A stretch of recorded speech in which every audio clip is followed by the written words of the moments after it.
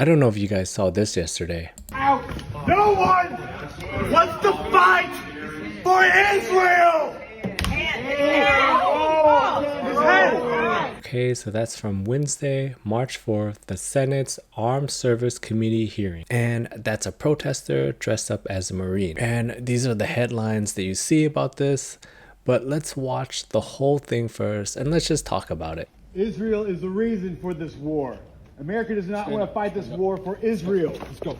Come on, let's go. Oof. America does not want to send its sons and daughters to war for Visually, Israel. Your inability this is not a good look. to name that shows your exemptness as leaders. Out. This is wrong. No. And nobody wants to fight for Israel.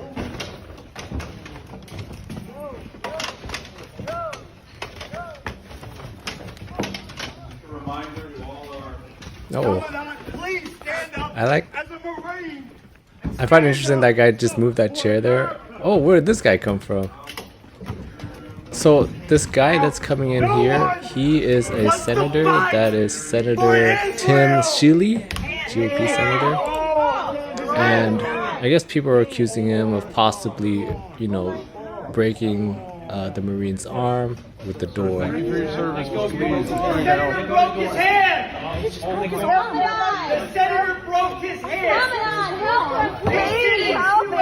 Not a good look, I'll say that. Wow, not a good look to be throwing out a Marine over this Iran.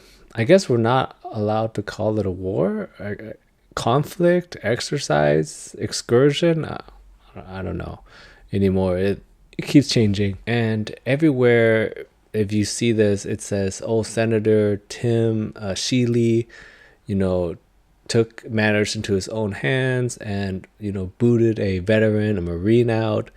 But I just thought I'll do a little more digging. Like, who is this guy? Apparently, he's running for Senate under the Green Party. He's a firefighter.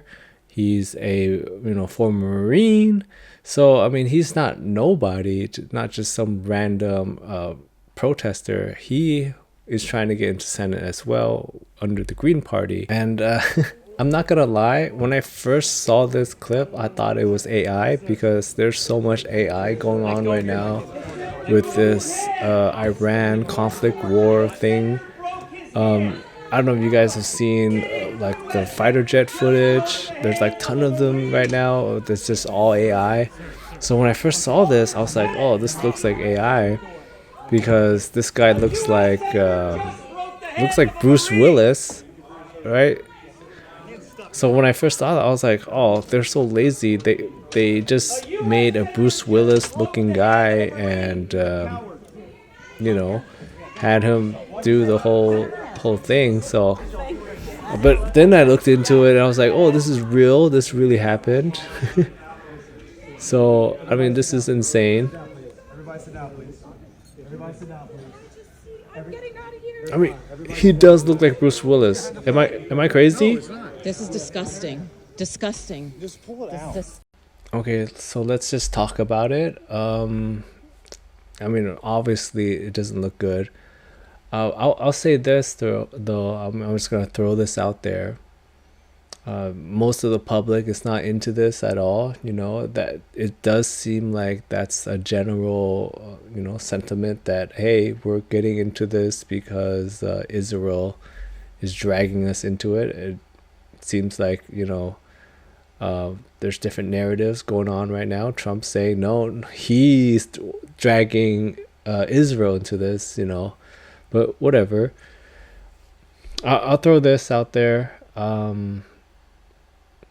I think this is an idea that's been kind of whispered about, I guess, that may solve this whole thing. Trump's been talking about adding a 51st state, either Canada, Greenland, wherever, you know. He's renaming everything. I feel like deep down he's feeling that he's near the end. You've seen the quotes of him, you know, saying like, oh, he doesn't know if he's going to make it to heaven. And I feel like he's legacy building, right? He's trying to get something that's permanent. That's why he's redoing the ballroom. He's renaming everything after himself.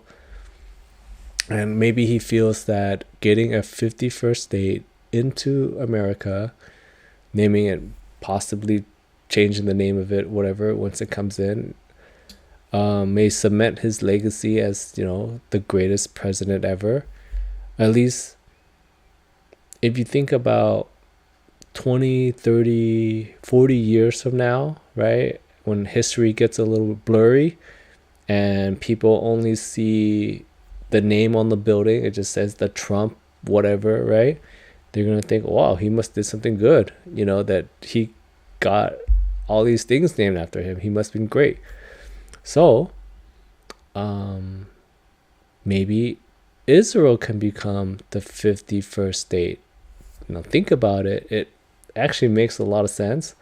This whole thing, that whole scene with the Marine there, the former Marine, the veteran, would not happen because technically Israel's part of America now. It makes sense, I mean, we already fund all their stuff anyways. It seems like it could make sense that, hey, why don't you just make them the 51st state, and then you could never say that, oh, Israel or whatever is dragging us into a war or they're attacking everyone. They're part of us now. They're America. That's an idea.